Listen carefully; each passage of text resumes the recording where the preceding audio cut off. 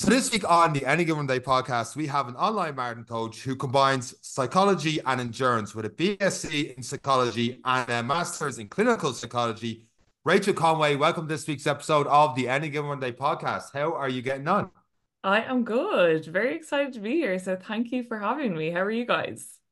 You're getting on much better than Sean because on the first take it was like alphabet soup with Sean trying to do your intro. My God, Sean, thank God we've a psychologist because I think you need a few tests. I think this podcast is going to go BSc, very, MSc, very, MBA, very different MBA. It was direction. too many letters for me there, You're Rachel. It was that too many bad, letters. that Too bad. many You letters. wouldn't even let us go live. It's going to be on the Christmas special that one. I'm going to remember this one. I'm going to remember this one. Good. That's the first Rachel, time I've had to stop in an intro. you are so welcome. I'm so sorry for how average my colleague is, but you are not. You are amazing. We've looked through your Instagram and you are talking about a lot of things that people like. And one thing people like to do is know your story. Where did this start for you? And obviously there's psychology and the running, but how did the two of them form and where did the running start? Yeah, okay. Well, brevity is not my strong suit, so give me the eyes if I'm going on for too long. So, I suppose sport and exercise in general has always been a really big thing in my family. I have a few uncles who are professional athletes. My brother was a professional athlete, retired recently. So I grew up a lot around sport. So I suppose sport was always big in my house. Was never really that into running, but I suppose when the summer sports came around every year, I was always quite good at the running, but it was always that short distance. Like I did 100 meters, did relays, always went to like East Leinsters and Leinsters, but it was never really taken that seriously. I don't know if it's that because I was like in a girls' school and like the girls didn't really care that much about going running. It was more about just getting out and doing something.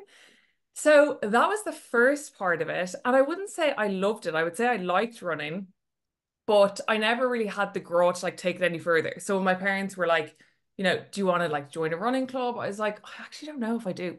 And I would love to like hatch a story about why that is. I was just kind of like, "Ugh, yeah, I like doing it when I do it in school and it gets me out of the classroom a bit and it gets me into the sunshine in the summer months, but I had no growth to take it any further. Throughout college, then I didn't do much other than kind of like just a bit here and there. Like when I was in the gym, you hop on the treadmill for like 20 minutes at the start or the end of your workout or do something a bit lazy. And then COVID. So I suppose that's a lot of people's story, right? I I actually took up running because I was like, if I don't take up running, either I'm gonna kill my parents or they're gonna kill me. So we need to have time that we're all away from each other throughout those COVID months. So honestly, lads, I hadn't really like done kilometers, didn't really know how fast I was, didn't know how long I'd be able to run for. And I kind of just built it up slowly. I just remember everyone was doing that like 5K with the hand, that real cringe 5K, and everyone was pretending that they were like Usain Bolt and could run this Like me and time. Sean. Exactly. Pausing the watch, and then people started to realize that, oh, their heart rate has gone down. But I remember I did my first 3K like around UCD, my first 5K, and building that up really slowly. And I remember thinking, like, who are these lunatics that run a marathon? I don't even know if I knew the distance of a marathon, genuinely. Hands up, I don't think I did. I was like, these people who run 10Ks like 3 or 4 times a week. And then anyway, I continued to kind of build it up and up, and I got to about like 16, 17. Like every time I went to another further distance, I was like, okay, that's it, I'm capping it. And then I was like, oh, I'm quite close to a half marathon now, so I'll just go for half marathon. So I did my first half marathon in COVID. Now I didn't have the right shoes. I didn't have the right gear. I don't think I fueled. I don't think I stretched. So I made it to the end of a half marathon and I had partially tore my Achilles ligament. I also can't say that word, and even when people correct me, I still can't say it. You and Sean are going to be best friends. With this intro and your pronunciation, this is brilliant. And So that's it. how was that? Like, did this happen early on in the race? Did you feel the niggle coming, or what happened? No, so it actually wasn't even a race. I just went and did it myself. So no, I hadn't felt anything, but like, I mean, I hadn't been doing any proper stretching. As I say, I was wearing runners that had been in my wardrobe probably for, 3 or 4 years, had absolutely no support. And I felt like towards the end, like a bit of pain. And then when I was finishing up, it was actually really, really sore. And I'm really lucky that my uncle is a sports doctor, so I was able to kind of call him and talk to him about it. And it was only like it was partially injured, so it wasn't like completely ruptured. So it actually wasn't as bad as I had anticipated, despite the pain. Sean, I'm sure you you know the pain. Hmm. And then it kind of went from there. I did my first marathon. I don't know if you guys heard at the time, Brezzy was doing that Marathon Mind marathon. Did you follow along with that? Out in out in Oh God. Mullingar or something, wasn't it? Yeah, yeah, I've heard of that, right? Yeah. Yeah, that because then I got to half and I was like, at the time, it was kind of more. Not that it was less about running, it was more about kind of having a goal during COVID. And I suppose his marathon really stuck to me because of like the campaign that he was running alongside it. It was more about like the mental side of running rather than just the physical side and numbers and PBs. And he had people who had really kind of tragic backstories come along with them. So I signed up for that one because that one really spoke to me. And that's when I did my first marathon. And I will stop there because I could go on, I could keep going on, but I'll let you guys interject. Am I right in saying Brezzy brought out a podcast with this marathon as well about people with different journeys doing a Yeah. marathon? Sounds Yeah. a lot like a podcast I know where two lads and a few friends started a podcast and no one had listened to it, and then Brezzy stole our idea. So Brezzy, if you're listening, I want €1 million or you better get on this podcast. Anyway, we've stayed in the game, Brezzy. We have stayed in the game. So when you took on that, everyone who takes on a marathon for one reason or another has a reason. What was your reason other than going distance more? More than a half marathon. What drove you to a marathon? Suppose it was like something I never thought I'd be able to do. It's kind of like what the other people do. Do you know, like what, oh yeah, that athlete can do, or that person who you work with who is just an absolute machine, runs 20, 30K before work. And I guess like when I got to the half, I was like, could I do a full? Like, I'm not dying here. I got over the line. I'm enjoying the running. I was hating the running so much at the start. I don't know if you guys were the same. And a lot of my clients say to me, like, yeah, I just don't really like running. And I was like, I hated running. I absolutely hated running, probably because I was doing it all wrong, mainly at the start. So I guess it was that desire to like set a goal and achieve a goal that I never thought I'd be able to do. Like I never thought I'd be able to run a marathon ever, ever, ever, let alone do it in any sort of decent time and without passing out or getting sick at some stage. And again, the mental side. So I followed along with like Brezzy's journey. No, well, it wasn't necessarily Brezzy's journey, but he took those four. Yeah, like I think people had to apply at the time, and he took like four people along. They got like an S&C coach, they got like a mindfulness coach, they got loads of different coaches and to like bring them through this like 9 month journey. So I was like, this is kind of cool. I can listen to the podcast every week. I can kind of follow along. And as I say, the rest is history. We're still the podcast is still going, and now Oof, you're on it. here we are. Sorry, Brezzy. You call endurance running a mental sport. So at what point did that click with you? Was it getting towards that 30? Did you do 30, 32K and stuff like that before the marathon? Did you get those long runs in, or was it just difficult to get those in and the marathon you just went for? No, I did get them in. I did get them in. So I guess and I don't know, everyone like you see all those like memes on Instagram, people doing runners mats. I Mm. also had this thing on my head that like every time I'd increase my kilometers and I feel like it's unachievable, I'd be like, okay, but what if I had to do this? Like, what if my life depended on it? Could I do it? And like the answer was always yes. It was always like you're always psyching yourself out. And what I started to notice, and that's when I started to kind of pull on my psychology, is that like I would recognize those like negative thought processes like coming in, especially towards the end, and not that you'd necessarily push them away, you'd kind of address them and then be like, but it's only 2K. I've ran 10 or I've ran 15. It's two, it's a fraction. And I also like to do things I like to have kind of like small goals, even like in a big goal. So I would just be like, okay, get to the next kilometer. Don't worry about getting the 20 or the 25 done. Get to the next kilometer, get to the next milestone, get to the next gel. Well, it wasn't gels really at the start because I was not fueling. But I guess it was just breaking it down like that. And also being like to myself, okay, if you had to do this, if you and your family's life depended on it, that's such a weird way to think about it. But I was like, could I do it? And every time the answer would be yes, I'd be like, okay, well then keep going. Like you're not going to pass out. You're not going to die. So just see how you go. And I also knew the feeling that I had after it. So I knew that like I never thought I'd be someone who'd be running a 10K. I never then when I ran 12, I was like, I ran more than 10K. Look at me, I'm an athlete. And then I'd run 15 and I'd be like, okay, I can get to you know that kind of way, like just break Yeah. it up into really small pieces. So Is first marathon. First marathon. Do you want me to talk you through it? It was Well, the first marathon was 3 years ago. Soon after the Achilles injury, or how far did you take to recover before you got into that? good question. I remember it was cold for both, but it was in different seasons. So I think I did the Achilles maybe say like March-ish time, and then I did the first marathon on the 13th of November. It was a really eventful day actually for my family. So we went down to Mullingar. I did the marathon, nearly died, which I can also go through. And then my brother was playing a match back in Dublin. So we were like literally flying on two wheels back to Dublin that day. Got back, or sorry, before we got back, but when we got to the car and like, I was kind of half fainting, half trying to eat. My mum's car wheels had gotten slashed. Her tires in her car had gotten slashed. what? I know, I In know. Mullingar.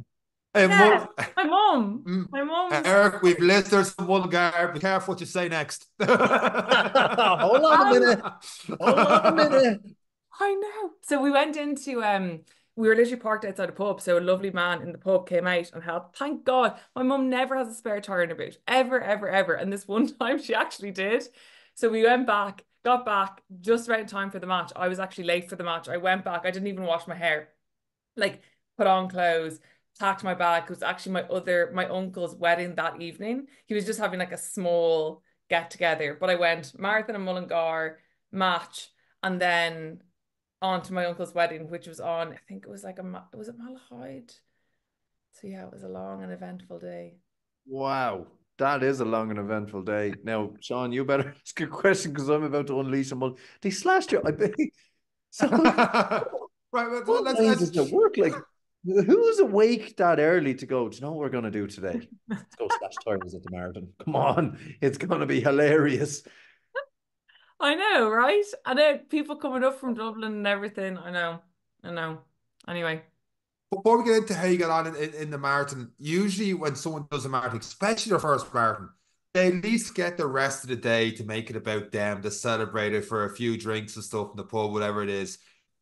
Were you a bit taken back, like in terms of like all of a sudden all the folks, oh well done, you did your marathon, but quick, we gotta go to Dublin and then get the car ready to go to Dublin for your brother's match, and then oh no, quick, don't even celebrate that. We gotta get to this wedding afterwards. And it's all about different things instead of just like when I did my first marathon, I could barely walk to meet myself and Eric, and a few of us had a bit of food afterwards. I forget, I think it was TGI stuff like that. Eventually, we got in somewhere, but I could barely walk to the restaurant to get the food in. I was like, hang on, hold up. I need to like barely crawl to this place. But when we're sitting down, we're making about my accomplishments. And of course, Eric's dad didn't let us get away with that. And he just gave us awful abuse for 45 minutes. But Well, I like, didn't pick it did up you from the feel ground. like it was just, was it just like, ah, here, give me a minute to breathe after this thing? How did you feel? Yeah, I guess like I'd always known that was going to be the way that day was going to go. So like when I signed, well, maybe not when I initially signed up for it, but like on the lead up to it, well, I probably knew that it was my uncle's wedding. I'm sure I knew when I signed up that it was my uncle's wedding. And I knew that, if my brother was fit and healthy, that he'd be playing in that match. So I guess like I never went into it being like, this is a day about me. I was like, shit, we just need to get through this day. I was like, I just need to run. And I remember when I set my marathon goal time, I was like, I kind of need to get this time because I need to get Because back we are to on the Dublin. schedule. Like genuinely, that's what our schedule was. I was like, I need to get this time because if I don't, or even if I like I'm half an hour behind, we might miss half the match. So, Yeah. And you want to run a bit quicker to allocate for the tire slashing time as well. this is it. Had a bit of wiggle room. Like a lot of people will get into your marathon. I suppose because I have a question about that and that finish line feeling, and then having so much other distractions. But that marathon itself, talk us through it, because you're very distracted going into it and pressure to just get it done. But did you enjoy it? Did you hate it? Did you love it? Did you go through the roller coaster of emotions? And obviously, from your perspective, probably being able to recognize it a little bit more of what you're feeling. Yeah, I did. Did I enjoy it? Okay, and it's kind of like a multifaceted question. Okay, so when I started it at the very start, I was really enjoying it. I actually, fun fact, never wear a watch when I'm doing a marathon. And I'd also never ran without earphones doing any run. Mm. But a lot of people have told me you'll enjoy it much more and you'll like get the like atmosphere much more if you're not listening to something. And again, like I was like, no, I need something blasting. I need Eminem blasting in my ear so I don't have to think about the pain that I'm in. But I put my AirPods in my pocket and I was like, look, I'll run and I'll see. And I ended up, I had a really bad stitch. I remember like it was obviously, I think it was looking back, like just a mental thing. Got a really bad stitch. And I was like, I just keep running, just get through it, like it will pass. And I ended up being like, okay, I'm just gonna ask like these lads here. They were wearing Iron Man t-shirts. So I was like, this is not their first rodeo. So I think I just asked them something stupid, like just to distract myself, like, how far along are we? Or like what pace are we going at or something like that? Because I didn't know what pace I was even going at. And then I ended up, I know, yeah. And then I ended up running most of the marathon with them.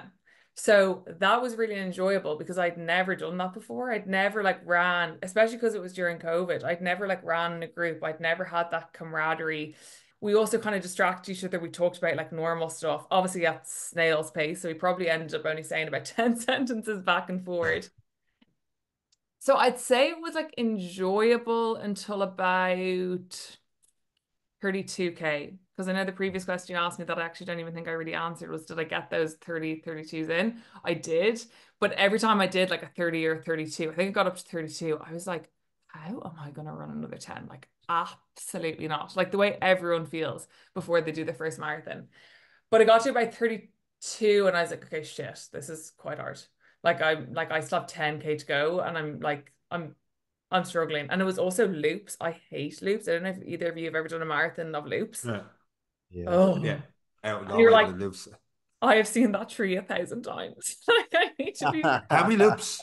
How many loops is one of the Well, there's get? only three. I'm being so dramatic, but Okay. the third one seems like Still, you get to the yeah, third one, still you're like, massive. Hmm. actually, I think that second one's probably the worst because you're like, I still have to come back here. So got to about 35, and at this point, I was like, okay, I knew kind of what time I was at, but I had to pick up the pace like a small bit. And I ended up being like beside the Pacers. And the Pacers kind of kept me going for those like last kind of 7 kilometers. But like, yourselves, 7 kilometers when you're in a lot of pain, it feels like Mount Everest. Yeah. So I would say the seven, but in particular, the last like one was grueling. I Mm. fell over the line. I must actually dig out the photos. I'm raging. I never bought the photos. The photos are the funniest thing ever. Like I'm literally like my mum was like when we were watching shit, I honestly thought you were going to pass out before you got to the finish line. Like my face, there's a photo of me like this, like when I get over the line because I'm about to get sick into my hands. But I think because I was also about to faint at the same time, because I could see the time, right? And it wasn't like a chipped event. So like you were literally just going off the time that like the big clock. And I was like, I feel like I was literally like 30 seconds away from the time that I told everyone that I was going to get, even though I didn't have a notion. So I kind of had to sprint like the last like 300, 400 meters. It wasn't pretty. It wasn't pretty at all. But I got over the line and I got the goal marathon that I said I would get again, even though I had no notion of like, I think I'd asked people like, what's a good marathon time? Like, this is what I was going off. And like kind of half mixed with the times that I'd done my longer distances in. So I don't really know if I had much time to like think then or dissect it. I was kind of like, okay, don't get sick, don't faint, eat, and let's get back to Dublin. For such a journey on your first one, like me and Sean could write a book on our first marathon and then the aftermath, and then the two of us nearly crying crossing the finish line. You're just Mm. sprint finish, don't puke, shut your mouth, get in the car. That's it. Yep. Any tips for your first marathon? One, don't do it in Mullingar. Two, Yeah. don't get sick and just get in the car. And don't have other plans. You know what? Actually, after that, for my next marathons, I was like, I don't want to make any plans. I don't even want to make a dinner plan. I want to like finish it and see where the wind takes me. So, lesson learned. Absolutely. And just that story just goes to show when people, it's very hard to tell this to someone that hasn't done a marathon before, but the marathon can be a 20-mile warm up. And that last 6 mile, that last 10K is truly when the race begins because you can be feeling great in that 32K. We've had people in the podcast talk about they just went too fast. And it's only when you get to that 32K, you get found out going too fast. You're like, uh-oh, now this race begins. And that last couple of kilometers could be like I do talk about Dublin that last 2 mile, and I do feel like the race is over because the crowds build and it's great and stuff like that. But when you're pushing hard towards PBs, that last 2 mile, that 3K could just feel like it drags forever, and that it's a never-ending road. And that seems to be what happened with you with with Mullingar. The last 7K, like you talked about, was just torture mentally. How are you getting through it? You said milestones keep going. Milestones. Yeah, I guess like I feel like there's a part that you can kind of explain and you can rationalize and you can have like a method in like how you get through things. And then I do think there is a part of it that you just dig deep and you grit on. I think for me, and it's something I do with all my clients and with myself with anything, any big goals. I think when you think about like 42 kilometers or you think about any massive goal you have, whether it's like going back and doing medicine or, running an ultra or running a marathon or whatever it is, when you think about it just as that, it becomes really, really scary. But if you break it down into increments and make it like small, achievable goals, then you're not thinking too far ahead. You're just focusing on getting to the next small milestone. And I think that's really helpful because you can really psych yourself out if you're like, I have another 10K to go and I'm in absolute bits. Like that's not good for your head. So I'd be like, okay, get to the next water station, get to the next, like, they have all the like, you get to 10K or 15K. It's like, just get to that next piece and just dig deep, like find somewhere in you that still has energy just to get to the next milestone. And you'll eventually finish on the finish line. One of the things that I'm struggling with in the lead up to the marathon, the start of the intro, we talk about our progress and stuff like that leading towards it. And we'd always say, listen to your body, be careful of niggles and stuff because they can lead into a lot worse things than that. And the hardest thing is getting the starting line. Dublin every year, 4,000 people do not get that starting line for so many different reasons. A lot of it is injuries. I do think other things are there as well. But you talk about on Instagram the line between pushing hard and pushing too hard. And I do struggle with telling people like, hey, I've always had Achilles injuries, but I can kind of push through them, but I wouldn't recommend it. So if I'm coaching and I know people I'm talking to the gym floor and they're like, I'm struggling with this injury. I'm like, do you want the coach to tell you to rest up, or do you want me to tell you what the runner in me would tell you to do? Because they are two different answers. When you are coaching, because you push through injuries to get towards that start line, but also you don't want to push too hard. What do you define that line as? It's a great question because I don't think that there's like a definitive answer, really, as you probably know yourself. I think that people have different thresholds of pain as well. So you have to be like mindful of that. Like, some people really get like caught up in like a really small niggle and like overthink it, overanalyze it. And it might just be like a little bit of a strain. I guess like something, and you probably both know from running a lot, is like self-awareness increases so much as a runner. Like you start to figure out your own like where your own threshold is and like how far you can push. And like for Sean, for you, you have had Achilles injuries before, so you know that like okay, that actually feels that feels too much. Like that line, which again is really hard to describe to someone unless because you really have to have a good understanding of your own body. I always like to say, like, I'm not a physio, I'm not a doctor, because ultimately I don't want to advise my clients like on either side of that. I don't want to be like, yeah, push through this injury, because it might actually be really detrimental and people can have really like long-term impacts from bad 100%. injuries. So I'd always recommend getting that like expert opinion. But I also think that you have to kind of to get back, like not even to the injuries, but I talk a lot about pushing, but not pushing too hard in relation to injuries, but also in relation to like fatigue, like for all of us average Joes out there who are running marathons, but also, have like full-time jobs, can't sleep in the middle of the day, don't have an S&C coach, don't have a masseuse. Like it's about pushing yourself and trying to fit in as much as you can, but also like if you're pushing too hard, that can lead to injuries. So I'm case in point of that. Like last year, got myself a metatarsal fracture 2 weeks before the marathon because I had just pushed myself so hard. And like I did know that I was crossing that line, but I was constantly like I was like dancing with the devil. I was like, no, but like I'm at my fittest now. I've never done intervals this fast. I've never done like, a 10K that fast, 5K. I really want to smash this marathon. So I literally was like fitting in like weddings, and like going abroad and still fitting in like my 4 or 5 sessions a week and like not getting enough sleep, etc., etc. So I think it's like finding the balance of get like in that scenario, pushing yourself. But like I literally pushed myself into a stress fracture 2 weeks before the marathon and couldn't do it. So like what's better? Running a marathon maybe a couple of seconds slower than you would like, or not completing a marathon and having to deal with that 2 weeks before. And it's a mistake. I think everyone who has done it without coaches, and even some with coaches, they still push too hard. And it's something that I suppose recovery, it took me and Sean probably a couple of years to figure out that recovery is part of the training plan. And it's a very, very, very, very, very important part. Now, we don't necessarily listen to that all the time as well, but we have We're very slowly slow and learners. begrudgingly learned that a week off would actually help. Yes, you might feel sluggish coming back into it, but after a day or two, you are performing better. Have you noticed that, or are you like us in terms of begrudging the rest periods?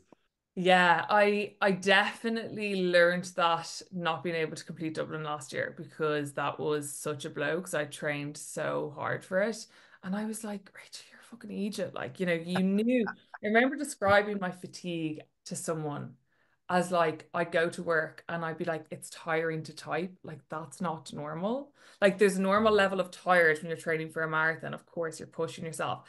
And then there's like, it hurts to move my lips and move my fingers. So I learned from that? I definitely have. I think people who are innately driven and motivated struggle with that always. Like I remember again my uncle saying to me, I know I mentioned that he's a sports doctor. He was like athletes like elite or otherwise, especially if they're driven. He's like, you're gonna make this mistake again. And he's like, you are gonna make this mistake again, but try and like bottle this feeling of like what you're experiencing now and what you're not able to do now and help that inform how you move forward. So it's hard to know if I've learned the lesson because I didn't get to do the marathon and then I started training kind of again in January, but now I'm 8.5 months pregnant. So I can't exactly train as I used to train. So I would love to say, yeah, like I'm enlightened now, but like who knows, next year I could be like, you could see on my Instagram, yeah, injured myself again 2 weeks before the marathon, pushing too hard. So pushing too hard and training, and also pregnant. We've had a lot of ladies on talking about training through the pregnancy, and it's something that's probably not talked about enough. Yeah. How do you balance training with pregnancy, and how do you feel? Obviously, every lady is different. In the first, fatigue is huge because your body is changing, the hormones are changing. How did you balance that as well as I suppose growing another human and training? How does that work? And we will never know what it feels like, but how do you balance that? Again, it's a lesson in listening to your body, isn't it? It's like knowing the line. And I'd say I've crossed the line a few times. And then I've also listened other times. At the start, I was actually really sick at the start. So I didn't train for maybe like 2 weeks, which is like a kind of long time for me. And then, or at the very start when I first found out, like you don't feel pregnant for most people. Like you just feel the same way you did the week before. And I trained as normal. Like I ran like 20 kilometers at the weekend and that was all fine. Then I got sick. And then when I was coming back after it, I think I kind of started doing, like I definitely lessened my mileage.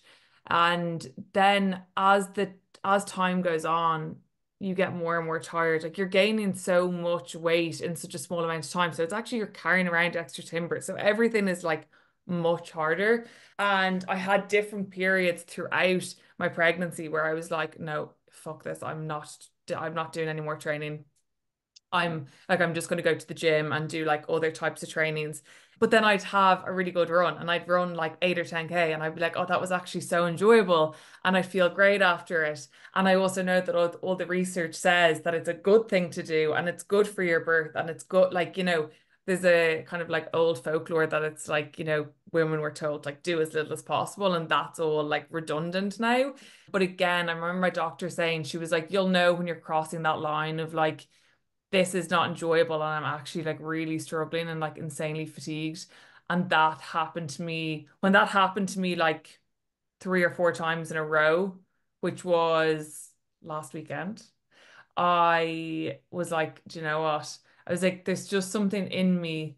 And again, it's a really has to be like a really like tune into your own body because everyone's different. I have friends who stopped running at the start of pregnancy. I have friends who ran literally until a week before they gave birth.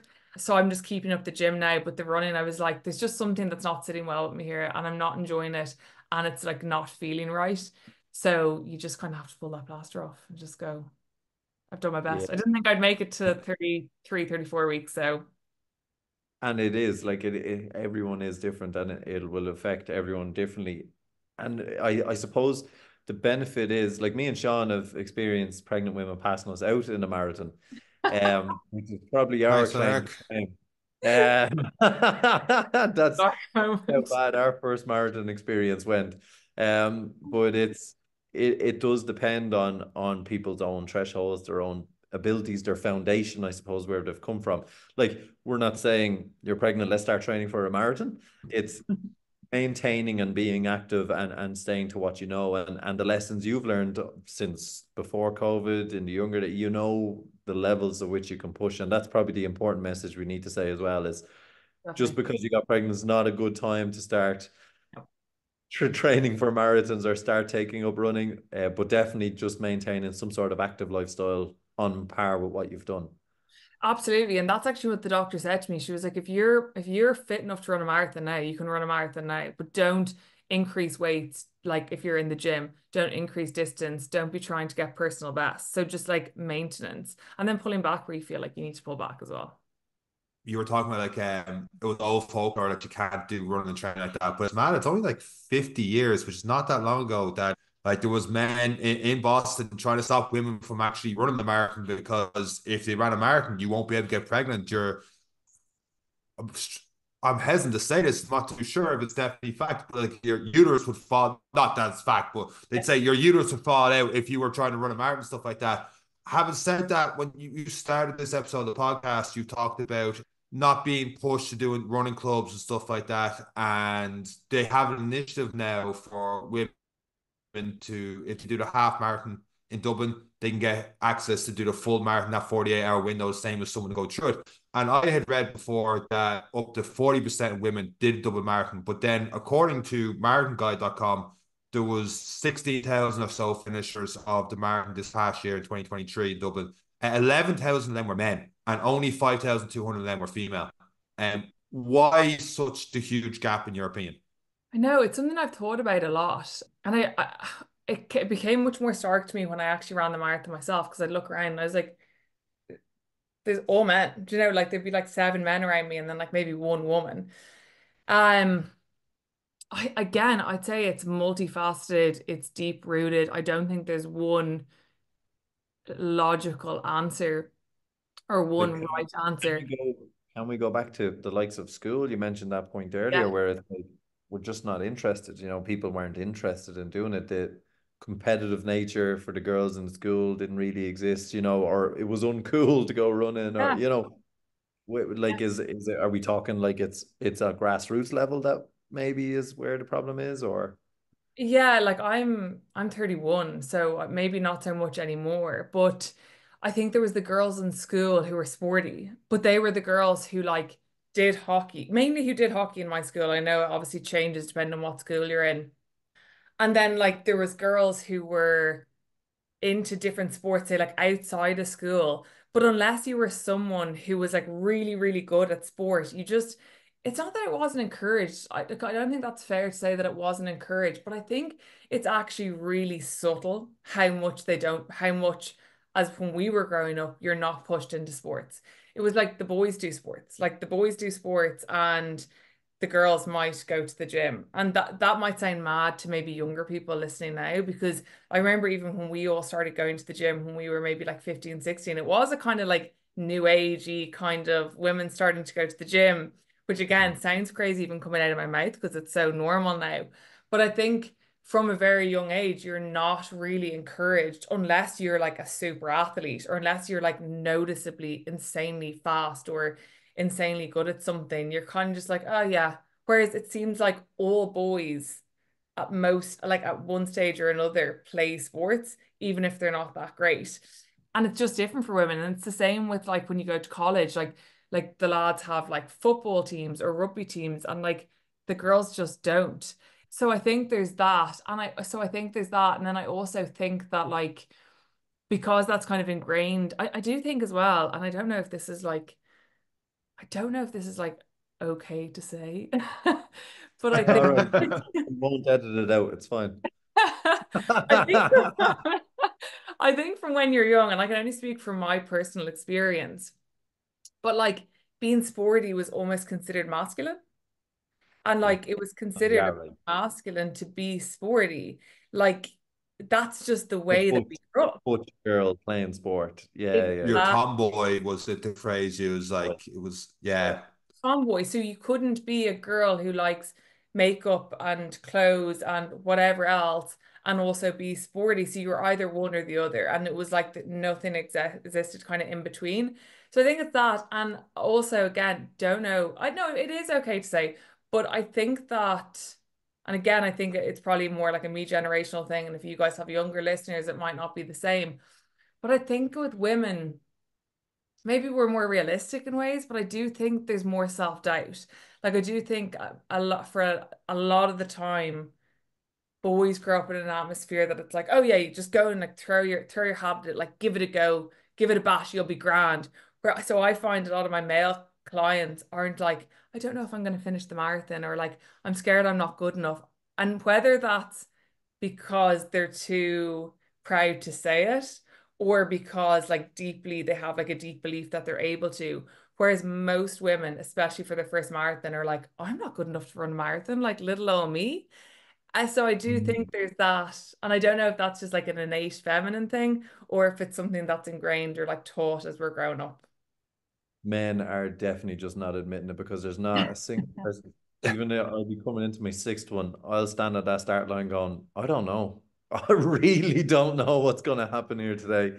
So it's definitely something we probably just don't announce. We just have this false confidence of I'll be okay, and then you get there and you're like, oh no, this is not good. I'm not okay. I'm not Uh, okay. is the latest, this is going to differ. I just want to see the latest Olympics, we've seen a lot of our female athletes take center stage. Is that making a big difference now for the likes of you in terms of influencing a new generation of people who are starting to investigate running, investigate looking after themselves and their own confidence and their own mental health? Is that helping? Are you seeing a change from when we were growing up? Definitely. And I definitely, like you can see, I know the numbers still aren't 50-50. Maybe they'll never be 50-50, or maybe one day there'll be more women running the marathon than men. Who knows? But I think it is so important to see women in that spotlight and like see women succeed because it's systemic, but it's also like from the top down, right? Like we have grown up seeing men play sports. We all know tennis, like men tennis players, men like soccer players, men, everything. And now we actually start to know female names. And like, you know, didn't they do, and correct me if I'm wrong in this, wasn't it the relay or maybe it was the 400-meter sprint? The women's was actually like the last event. Like the last event is the big event, the one that everyone tunes into. So I think even for like little girls or like young women, even if they're not necessarily like sitting down watching the Olympics, they're hearing it in the background. They're seeing it on like, you know, even subconsciously, they're going into a shop and they're seeing women on like a front page of a newspaper. I do think those little things seep into our like consciousness, and then people go, okay, maybe I can do it. And again, those girls, and I'm not trying to like, everyone is entitled to be any type of woman they want to be, but a lot of the women we see aren't what when we were growing up we thought of as like athletic women. Like they're women of all different shapes, sizes, interests. Like it's not just the women who are really athletic. It's the women who are like doing their hair for the race and like wearing nice clothes, and you know, and again, it doesn't have to be that, but it leaves space for every type of woman to get into sports if they're interested in doing so. And it's very much, if you can see it, you can believe it. And it's the same for, like, it would have thought they could do an Ironman until they see me do it. Now everyone thinks they can do an Ironman. They are dead I was wrong. going to sign up after that Yeah, one. Sean almost thought he could swim after he saw me swimming. It was that bad. And look, it is about seeing is believing. And the more we can see and the more we see people getting into it, the more that people can go, do you know what?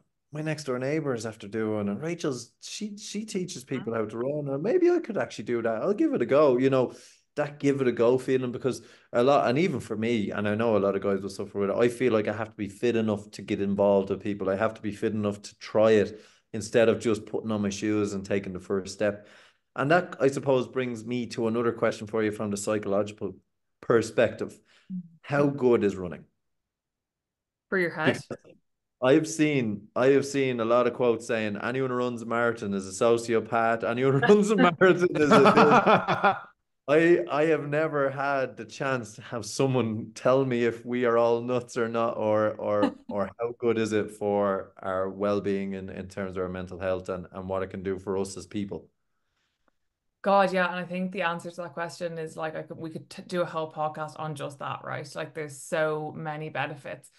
I think like you notice with people who are into like extreme sports. I don't know if I'd put marathon in extreme sports. I do definitely see there's like a lot of people who do like really like loads of Ironmans in a row or whatever. Maybe they're trying to like channel an energy that they maybe haven't addressed like emotionally, or you know, it's a way of kind of expressing themselves that they haven't managed to do in the verbal sense. But I think like I don't see how there's any pitfalls or there's any negative associations with getting yourself involved in like a marathon or starting running. Like you're getting outside, so you're getting your fresh air, you're getting the endorphins from running, you're getting your steps in, you're like meeting people along the way. So there's that social element to it as well. So I think like what I would say is it's like anything. And one of the phrases my dad always uses is everything in moderation, including moderation. And I know it's hard to think. I've never heard the I addition of like it. that. That's brilliant. That is Oh God, going you're in in the my book. house, you hear it at least once a day. And I mean, it's hard to be moderate and run a marathon, right? They sound Mm. like they don't coexist, but I think they do. And I think it's like I think as long as you have a healthy relationship, again, blurred line between what a healthy relationship is. But I think if you can have a healthy relationship with something and it not interfere or have a negative impact on like things outside of running, I don't see how there's anything negative to do with running at all. That would be my personal opinion. And it's amazing that you say you don't see a marathon as an extreme anymore. And if we go back 10, 15 years, there's a lot of people who were like, marathon is extreme, and it's becoming so commonplace now that so many people are doing it. Again, seeing is believing. We're getting to witness people like you doing it, myself and Sean do it. Now everyone's like, marathon. We can do a marathon. That's easy. They can do We're it. all Now, signed up. now the three of us have to actually do more crazy things to be validated in the world of Vince Stewart. Damn it, Sean. We're not crazy. I don't know if you guys get this though, but it's so funny, isn't it? Like as I said, I never thought I'd be able to run a marathon, and now I'm like, oh well, I do an ultra. Like, and I don't know what that is. You get to the point that you're like, okay, I want maybe to get a PB, and I don't know if it's like an innate human thing that we just want to be constantly achieving and getting to like the next step. And then some people run one marathon, they're like, never again. But yes, if the average Joes can do it, anyone can do it. When you pass that mark once or twice, it's like either you get faster or you go longer. It Yeah, is it is one or the other, especially after your second marathon. One of those two things happen. And we've had both in the podcast. yeah, definitely. When you're running, and I find the first 7 kilometers is I'm kind of coming full circle to the start. My brain is saying, "What are you doing? This isn't a pub. This isn't a where are you going?" After about 7 kilometers for me, and that's why I prefer doing longer races. Mm. I reach this kind of sea of tranquility, for a want of a better word, where I start to solve all of the world's problems. I can pick things off my brain, and the next 10 kilometers could go by and I wouldn't even notice because I'd have thought of so many other different things. And kind of another reason why I like to run without earphones. If I'm feeling energetic, if I'm feeling crap, I'll wear them just because I won't be able to think of anything. What goes through your head? Because obviously in your career, you spend time analyzing people's thoughts and what they're doing. How do you deal with yourself knowing what you know with the degrees that you have? Or do you just let the same kind of thoughts wander, solve all the same problems? Or is there any little tips and tricks people can do that can make an added benefit for going for a run, or things people can think about that can help them in their everyday lives with the run? Yeah, definitely. It's funny that everyone has a different experience of that because I don't think I've ever been like, oh, 10K has gone by and I haven't noticed. I don't think I've ever experienced that. It's like that runner's high. I definitely get like towards the end, I'll be able to like pick up energy. I guess one of the big things I find, and this is maybe not so much on the actual run, I'll go back to the actual run in a minute. But I think as humans, we all have like a negativity bias, right? We all, and it's like an evolutionary thing. We seek out danger. We seek out like not being good enough because it's a protection mechanism. It was why we survived when we had to like chase off bears and hunt and stuff. And I guess it's like recognizing, like being able to recognize those negative thoughts and not follow them down a rabbit hole. So like to be able to be like really mindful with your running. I suppose it does apply both before and after and during. Like, so if you're on a run and you're having like, I can't do this or I'm not good enough, like actually replacing that thought, being like, oh, I see you. I see you head being negative. I see that devil on my shoulder. And this happens every single time I go on a run and recognizing those patterns of like negative thoughts and replacing them with not these Pollyanna, like super positive, like I can do anything thoughts, but more realistic, measured thoughts. And I kind of pulled that from like some of the CBT techniques. So you're going, okay, I see you negative thought, but like, what's the evidence that I can't finish this? Let's not talk about like being super positive. Let's not talk about being like, we can do anything and real cringe, that kind of like American mindset. But what is the evidence that I can't finish this? Like, I finished it before. Like I don't know if this isn't always true, but like looking at like previously, like when have I ever stopped? Like when have I ever actually stopped and not completed this? And if you have, maybe that was one out of 20 runs. So like the odds are with you. So let's like take the evidence and actually be really clinical about it. That's one thing I would say. And I think just catching yourself even is like really, really helpful. And then I also do, and I know I've talked about this and talked to this a couple of things, a couple of times, but I think it's like breaking the runs down into like small, like incremental, like not being like I have this marathon to run or I have this 30K to run, but breaking it into like different sections. And when I did the marathon in 2022 and I actually did that injured, like that I really had to lean into that. I really had to like dig deep, find somewhere in me that hadn't been wounded or that wasn't in pain and just be like, get to the next station, get to the next like milestone, get to the next like kilometer sign and just not thinking like too far down the line. And as I said, it's the same with anything. If someone went back to do medicine, like the thought of like, oh my God, I have like 10 years ahead of me before I actually go in. That's going to stop you from making that first step, right? So you have to just think about like, okay, let me just do the application. Let me just give the application the best shot and go from there. So they're kind of like a couple of the things that I would do. Yeah, and another thing you kind of mentioned was running without the watch, Hmm. because what you're saying is, what's the evidence that I can't? If you have a watch that says your heart rate is 180, and it's starting to show a lot of evidence that you're fucked, really, to be Yeah. honest. So is that a good reason why people should forget about Strava? Because again, it's a social media that we find ourselves addicted to. I've been on runs where I was like, I can't stop now because I told everyone on Strava I was gonna do it. Is it a help or a hindrance? Is it a stick? Is it a carrot? Or what way do you think it's working? And why not run with watches? I think it depends on your relationship with it. Like I think that, and I've definitely been on both sides of that. I remember when I started running first with heart rate, like, running for heart rate rather than like running at speed. I was like, oh God, everyone thinks I'm fast. And now they're going to look at me and be like, oh, is Rachel getting slow? And it's actually really hard to admit that. And I remember disconnecting my Strava. And then I remember being like, that's so embarrassing. I feel Yeah. like my Strava because I'm too embarrassed to run at like what I perceive as a small pace or what I'm worried people are going to think is a slow pace. So again, I think it's your relationship with it. I think some people find it to be really motivating to like hold themselves accountable to a watch or to a Strava. But for me, I find that like that can psych me out. So I feel like I'm much better at racing against myself than than racing against other people. When I start to like compare myself to other people, it's like comparison is the thief of joy. Like there's always going to be more people who are better than me than who are not as good as me. So if I'm able to improve my own speeds and my own times and stay in my own lane, that's where I'm going to see like the maximum benefit. And I also like kind of I'm actually not big on Strava. I actually disconnected my Strava when I got pregnant because I was like, I don't want people to know I'm pregnant because I was running like ridiculously slow kilometers and ridiculously short. I was And like, then you people are have the going to be likes of me off and me. Sean, they're like, we would never put them two together. Oh, No.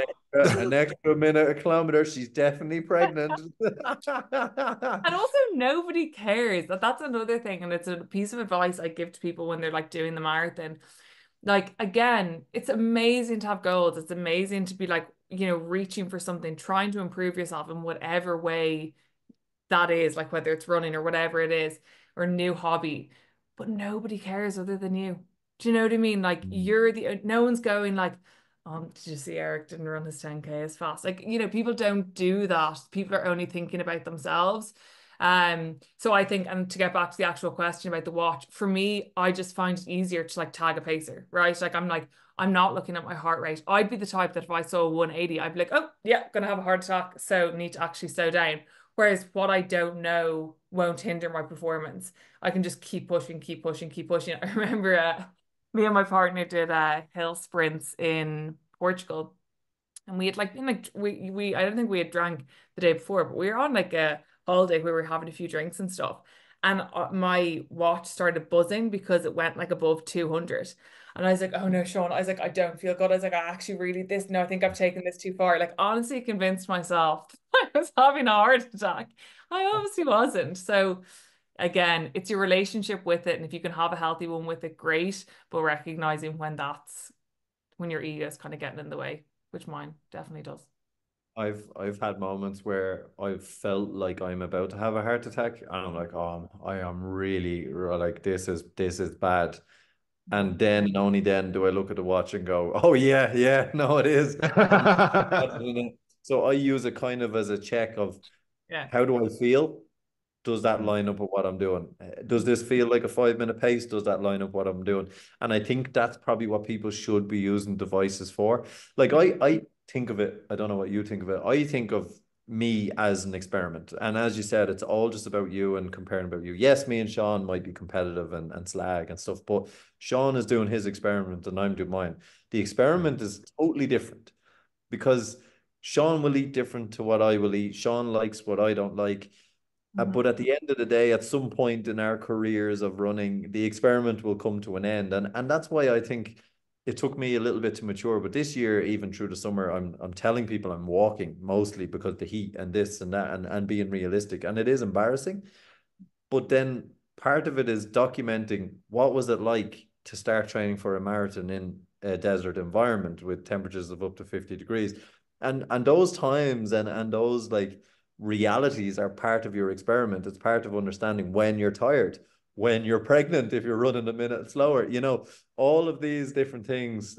I suppose is it took me many years to figure out that it doesn't really matter what everyone else is doing. Yes, I'd like to be as fast as them, but I'm on my own experiment and trialing things and picking up bits and pieces from other expert scientists like yourself coming onto our show and giving us the nuggets.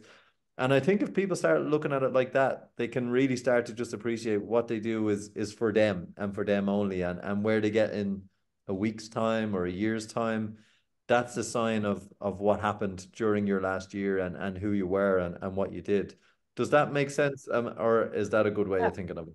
And I think as well, like as humans, we're really good at looking forward and not so good at looking back. So like what I love about training people, and it's so funny because like even though everyone's so individual, everyone's so the same in so many ways as well, we forget how far we've come. Like people would look at like me or you guys and be like, oh yeah, but they're great runners, or like, they're well used to this or whatever, not seeing where we started, not seeing our first 3K, our first 5K, our first marathon, whatever it happens to be. And I think people really forget to stop and take stock of how far they've come. So when I'm training people, I always get them when they're having a bad day to like look back at their training peaks, and which is the app that I use when I'm coaching, to look back. And I'm like, and I remember like, so one of the girls that I trained for the Paris Marathon this year, I don't think she had ever ran more than like 5 or 10K. And when I first spoke to her in November, she was like, yeah, I mean, eventually one day I would like to do a marathon, but I just want to get up. I'm postpartum. I just want to get up to like a 5K or a 10K. And maybe one day, maybe like next year, double a marathon. But her partner, her husband, and like loads of her friends were doing the Paris Marathon. And I remember like her first 3K, she like found really hard. Like obviously she's postpartum. She hasn't, she's never done any long distance running. It's always going to be hard at the start. And anyway, eventually between the jigs and the reels, as I said, brevity is not my strong suit. I don't want to tell you all the details, but she, we decided, because she was, working up towards that like 21, 22K. And she was like, "Oh, will I do the marathon? Like, will I sign up for Paris?" And I was like, yeah, like, why not? Like, sign up. The worst thing that's going to happen is that you're going to have to walk for a bit and you'll be slower over the line. But I remember through her journey, so that was like, say, November to like April. And I remember through her journey, she'd be like, oh God, I just did such a shit 25K. And I'd be like, okay, let's talk about the conversation we had 3 months ago when you said, maybe I'll aim to run a marathon in a year. And now you're talking about the shit 25K you ran. And like, let's look at the comments you left in Training Peaks when you did your first 5K and how far you found that, and or how hard you found that. And now let's look where you are now. So I think like reflection is a really important part of the puzzle that we don't do a lot. And it's not that you need to stop and constantly be like, oh, haven't I amazing and haven't I this and haven't I that? But like, again, just really clinically, like, look what I found hard a month ago and look what I'm doing now. Or look what I found hard a year ago and look where I'm at now. And use that rather than, oh, well, look what, Rob, who's been running for 10 years and also has different genetics and also might be younger or whatever. Like, that's not helpful. That almost psychs you out. Whereas if you see how far you've come, you're like, oh yeah, well, if I can come that far in like 3 months, like how far can I go in another 3 months? So I think reflection on your own journey is a really important part of that piece as well. Someone listening to that story, Rachel, might be like, I want to work with Rachel. Yeah. How can I do that? So most people contact me through Instagram. I do like also word of mouth. I find word of mouth is really helpful as well because again, it's those stories of people who like myself. And I don't know again if you guys had this experience, but like I wouldn't have even known where to look for a marathon coach. I wasn't, as I say, like in a running circle. I wasn't in like a running club where like I had access. I was like, people who have coaches are like elite athletes, and then there's more at the, I found that there was like a lot more like presence of male online coaches. So through my Instagram, and then also, yeah, like word of mouth, like people end up contacting me being like, oh, blah blah blah, ran a marathon with you, would like to sign up. So yeah, usually just people send me a message and we have a quick chat on the phone, talk about goals, and go from there. Yeah, your Instagram, ton of great running advice, great running tips and stuff like that, and how you break down runs is fantastic. So we'll definitely have that in the show notes. Before we finish, just want to ask a quick question because you touched on it a little bit, and I saw you had a great reel earlier in the year on this. Um, you talked about you have like a lot of background in terms of your family, your brother playing and stuff like that, and how your first marathon went. And then you put a lot of content out on social media about doing different runs and you're training towards your goals and all the rest. And obviously, you've got your online coaching.